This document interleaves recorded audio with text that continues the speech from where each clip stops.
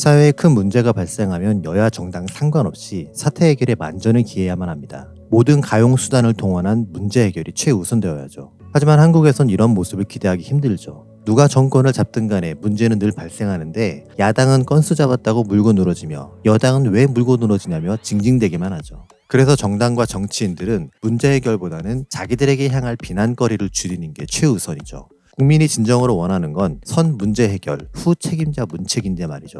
오늘 이야기 속에도 이런 정당과 정치인들 같은 나쁜 놈들이 등장하네요. 그들은 누구일까요? 헤르몬산에서 예수님의 얼굴과 옷에 빛이 난 사건 다음날 예수님과 3명의 제자들은 마을로 내려오십니다. 초막 셋을 짓고 더 머물자는 베드로의 요청에도 불구하고 밤중의 영광에 한없이 머물지 않으신 거죠.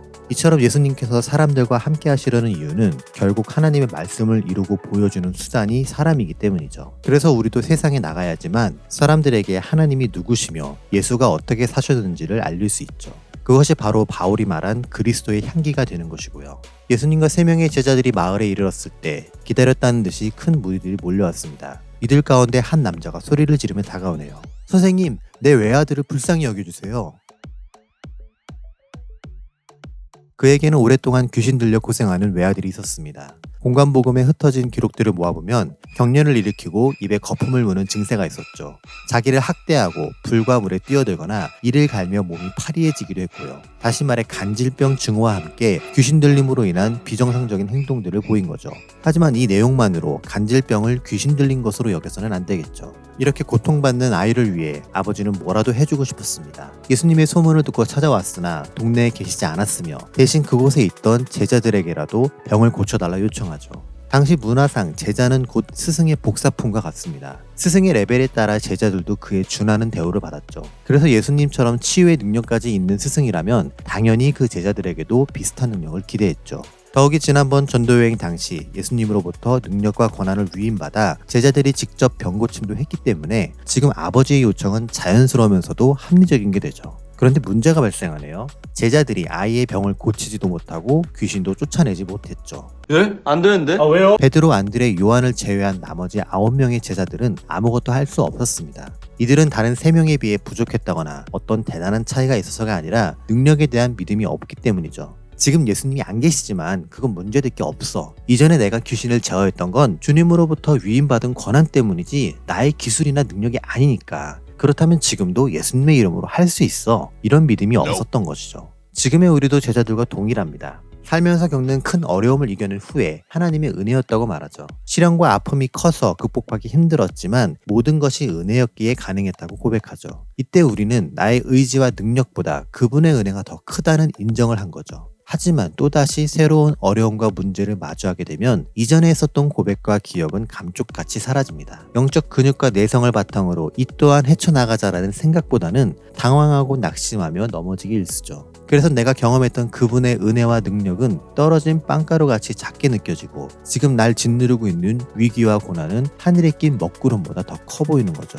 오늘 이야기 속의 제자들이 그랬습니다. 예수님이 곁에 없다는 이유로 자신의 경험조차 기억하지 못하고 눈앞의 문제에 정신이 나가버린 거죠. 이러한 상황을 보시고 예수님께서는 믿음이 없고 삐뚤어진 놈들아, 내가 한평생 너희와 같이 있을 줄 아니? 도대체 내가 어디까지 참아야겠니? 라고 화를 내십니다. 원활한 이해를 위해 약간의 MSG를 넣었지만 중요한 건 예수님께서 화를 내셨다는 거죠. 여기서 우리는 한 가지를 주의해야죠. 제자들이 어리석고 믿음이 없다는 꾸중은 들을 수 있지만 그렇다고 삐뚤어졌다고 혼날 만큼 나쁜 놈들은 아니거든요. 그런데도 예수님이 왜 이렇게까지 화를 내신 걸까요? 그래서 마가의 평행본문을 통해 누가가 빼먹은 상황을 업데이트해보죠. 아들의 병을 고쳐달라는 아버지의 요청에 제자들은 아무것도 해주지 못합니다. 이때 서기관들이 제자들에게 시비를 걸죠. 평소 그들이 예수님과 제자들의 일거수일투족을 두고 사사건건 태클을 걸던 기반으로 상상해 본다면 아이의 병을 왜 못 고쳐? 전도여행 때 했던 것처럼 해봐. 너희 선생이 없다고 아무것도 못해? 라고 비난할 수 있죠. 무능력함이 위축되어 어쩔 줄 몰라 하는 제자들에게 병 고침의 능력이 없다면 예수로부터 배운 게 있을 테니 이거라도 답해봐. 얘는 어떤 죄를 지었길래 이런 병에 걸렸어? 아니면 아이 아빠의 죄가 대물리는 거야? 라는 율법적인 질문을 던졌을 수도 있고요.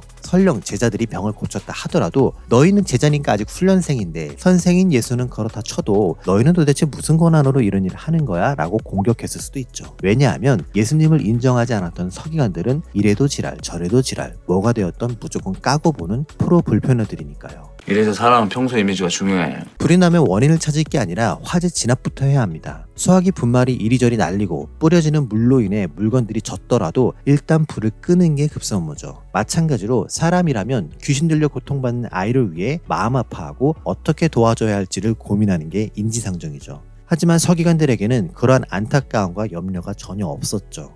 오히려 이를 구실 삼아 제자들에게 시비를 걸고 그들의 능력과 권한을 문제 삼음으로 악하고 뒤틀린 마음의 극치를 보여주었고요. 한마디로 반사회적 인격장애, 즉 소시오패스처럼 행동한 것이죠. 그래서 예수님은 서기관들을 향해 순리를 따르지 않는 패역한 세대라 부르시며 언제까지 너희 행태를 참아줘야겠냐고 질책하셨죠.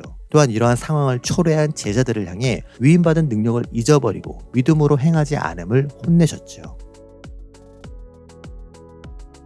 아이의 아버지는 예수님께 뭐라도 하실 수 있다면 불쌍히 여기사 도와달라고 요청합니다. 한글 성경에는 생략되었지만 헬라어 언어에는 아버지의 요청 속에 만약이라는 가정이 담겨 있죠. 헬라어로 A, 영어로 if라는 하나의 단어일 뿐이지만 이 표현 속에는 그가 예수님을 온전히 믿지 못하고 있음이 그대로 드러나죠. 그렇다면 왜 이렇게 의심을 품게 되었는지 아빠의 입장에서 상상해 볼까요? 내 아들은 어릴 때부터 귀신이 들려 매우 아팠어요. 온갖 이상한 행동을 하고 자해하는 아이를 보는 게 너무 고통스러웠죠. 그러던 차에 예수라는 선생님의 소식을 들었어요. 어떤 병을 앓던 간에 그분 앞에만 가면 다 낫는다네요. 그래서 아이의 병을 고치기 위해 그분을 찾아갔어요. 난 아빠니까, 아이를 위해 뭐든 할 수 있는 아빠니까, 그분 앞에 아이를 데려만 가면 나을 수 있으니까요. 그런데 가는 날이 장날이라고 안 계시더라고요. 대신 그곳에 그분의 제자들이 있었어요. 선생님이 훌륭하니 제자들도 어느 정도 실력은 있겠죠. 그래서 고쳐달라고 요청했는데 9명이나 되는 제자들 모두 내 아들을 위해 아무것도 해주지 못했어요. 게다가 그걸 지켜본 서기관들이 제자들의 무능력을 비판하기 시작했죠. 회당에서 율법을 가르치는 서기관들이 예수의 제자를 비난하고 따지는 걸 보니 역시 예수라는 선생에 관한 소문은 사실이 아니었나 봐요. 모든 병을 다 고치고 귀신까지 쫓아낸다는 소문은 사기였나 봐요. 믿지 마, 다 구라야. 어쩌면 아이의 아빠는 이러한 상심 때문에 만약이라는 조건을 붙여 예수님의 능력을 의심하지 않았을까요? 그리고 이러한 착잡함과 무게감은 지금도 여전히 존재하죠. 세상 사람들은 크리스천에게 너희의 믿음을 보이라고 합니다. 하지만 이러한 요구는 현실에서 하나님이나 예수라는 환영을 만들어내라는 게 아니죠. 그들이 우리에게 바라는 것은 하나님에 대한 믿음을 현실에서 보여주고 성경에 기록된 예수님의 가르침을 실천하라는 것이죠. 이미 세상 사람들은 성경에 대해 웬만큼은 알고 있습니다. 어떤 이들은 성경을 우리보다 더 철학적이며 학문적으로 잘 이해하고 있고요. 예수는 좋으나 교회는 싫다고 말한 마하트마 간디처럼요. 진짜 이 말을 했는지 안 했는지는 중요하지 않아요. 간디까지 갈 필요 없이 지금 내 옆에 있는 이웃, 직장 동료, 친구들 중에도 같은 생각을 하고 있는 사람들이 있으니까요. 예수님에 대한 아버지의 믿음이 불신으로 오염된 데에는 다른 이유가 존재하지 않습니다. 바로 제자들의 믿음 없음과 무능력, 또한 서기관들의 시비에 어떠한 답변도 못하는 무지 때문이었죠. 그리고 이러한 현상은 오늘날에도 여전히 반복되고 있고요. 사람들은 진리에 대한 기대감으로 교회에 옵니다. 세상이 점점 망가지고 타락해가는 가운데 교회만이라도 괜찮은 곳으로 남길 바라죠. 진리를 추구하는 사람들이 모였으니 여기는 그나마 좀 낫겠지라는 마음으로 교회의 문턱을 넘죠. 하지만 교회에 발을 들인 순간 골마있는 온갖 문제들, 숨겨왔던 치부들을 여과 없이 마주하게 되죠. 세상적 기준에 휩쓸리지 않고 성경만을 기준 삼을 줄 알았던 교회는 오히려 더 세속적이며 자본주의적인 태도로 사람들을 대합니다. 돈이 곧 힘이자 권력으로 추대받는 사회처럼 교회 안에서도 자본으로 목소리의 크기가 결정되고 있죠. 말씀으로 변화되고 성화되는 교인보다 헌금으로 눈에 띄는 교인들이 진급하기 쉬워지고요. 내 양을 먹이라는 예수님의 부탁을 들은 목사들은 자기의 배를 채우기 위해 교인을 고기처럼 잡아먹습니다. 성도들에게 올바른 성경 해석으로 영의 양식을 먹이고 양의 탈을 쓴 짐승을 분별하도록 알려줘야 하는데 길들이기 쉽도록 성경을 왜곡시켜 자기 말만 듣게 만들고 건전한 분별력을 없애버려 성도들을 눈뜬 장님으로 만들고 있죠. 하나님에게 죄를 용서받고 예수님에게 사랑을 배운 줄 알았던 교인들은 자기들의 잘못에는 한없이 관대하면서 교회 밖 사람들에게는 타락한 죄인이라는 낙인을 마구마구 찍어댑니다. 교회에 출석은 하지만 세상과 교회를 반반 걸쳐 갈등하는 이들에게 변화와 성장을 기다려주지 않고 믿음이 없다며 구박하고요. 자신들에게 묻어있는 오물들을 근본적으로 치우지 않고 성경 암송, 기도, 교회 봉사라는 방향제를 뿌려가며 괜찮다고 안위하고 있죠. 그래서 교회를 찾아간 사람들은 이런저런 모습을 보자니 차라리 다시 세상으로 돌아가는 게 낫겠다는 생각을 하게 되죠. 이렇듯 내가 예수의 제자답게 행동하지 못하면 결국 나로 인해 교회가 욕먹고 성경이 소설책이 되는 게 아닐까요? 현재 상황이 이래요. 현재 상황이. 예수님의 능력으로 인해 아이를 괴롭히던 귀신이 물러가고 병고침을 받았다는 얘기는 새로울 게 없습니다. 그분의 크신 능력과 온전한 회복이라는 주제는 너무 당연한 내용이니까요. 이외에도 여러 가지 치유 이야기가 복음서에 넘쳐나죠. 그럼에도 왜 마태, 마가, 누가는 동일하게 이번 이야기를 기록했을까요? 그것은 바로 다른 이야기에는 없는 사람들의 갈등이 존재하기 때문이죠. 다시 말해 위임받은 능력과 권한을 제대로 보여주지 못한 제자들과 이를 기회 삼아 비난에만 열을 올리는 서기관들의 논쟁이 본문의 핵심이죠. 그리고 여기에서 오는 메시지는 이전까지 예수님이 행하신 기적들과는 다른 의미를 우리에게 전해주고 있고요.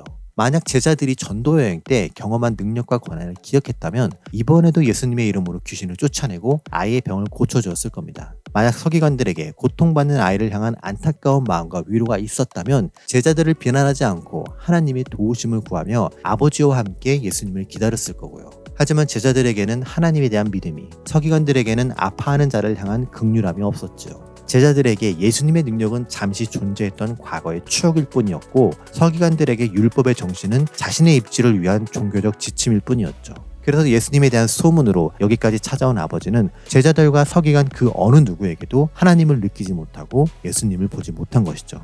제자들과 서기관들이 동일한 문제 앞에서 하나됨을 보이지 못한 것처럼 교회 공동체도 사역을 진행하면서 서로의 입장 차이를 보일 때가 있습니다. 성공적인 마무리라는 공통의 목표는 있지만 시기와 방법을 결정하는데 의견 차이가 발생하는 거죠. 일례로 홀리파는 무조건 작정궤도부터 시작하지만 실제적인 준비는 소홀하지요. 실천파는 일단 뛰어들어 진행시키지만 효율성과 합리성에서 뒤처지지요. 지성파는 계획은 철저하게 짜지만 이래서 안 되고 저래서 안 된다는 소극적인 모습을 보이고요. 이처럼 각자에게 분명한 장단점이 있기에 어느 한쪽이 정답일 수 없습니다. 홀리파의 기도가 중요하지만 실천 없이 기도만 하는 건 하나님이 알아서 하시라는 거죠. 실천파의 추진력이 중요하지만 기도 없이 준비만 하는 건 내가 알아서 할 테니 하나님은 빠지라는 거죠. 지성파의 계획이 중요하지만 인간의 플랜으로 하나님의 사역을 100% 예측할 수 없고요. 그래서 교회의 모든 사역은 깊은 기도와 꾸준한 실천과 철저한 계획이 어우러져야만 하죠.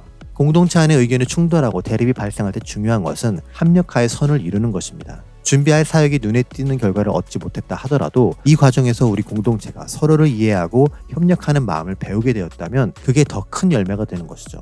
그리고 어쩌면 하나님이 이번 일을 통해 우리에게 알리고자 하신 건 새로운 사역이 아닌 공동체의 협력일 수도 있고요. 이렇게 서로 다른 사람들이 교회에 모여 하나님의 사역을 위해 하나 되는 과정은 결국 기도를 통해서만 가능하죠. 하나님의 마음을 알고 나의 부족함을 돌아보며 공동체를 향한 하나님의 영적인 계획을 깨달을 수 있는 유일한 방법이 기도뿐이니까요. 여러분의 가정과 교회 공동체에 하나님의 뜻을 구하는 기도가 끊이지 않기를 간구합니다. 정한수 떠놓고 소원을 빌던 샤머니즘적인 기도가 아닌 하나님의 뜻을 알아가는 기도가 지속되기를 바랍니다. 그래서 하나님의 마음으로 세상을 향한 사역을 잘 감당하는 크리스천들이 많아지길 소망합니다. 함께 동역하는 지체들을 존중하고 협력함으로 사역을 감당한 12제자처럼 살길 원합니다. 라며 마무리하고 싶은데 이놈의 제자들은 또 싸움박질이네요. 그 이야기가 다음 시간에 계속됩니다.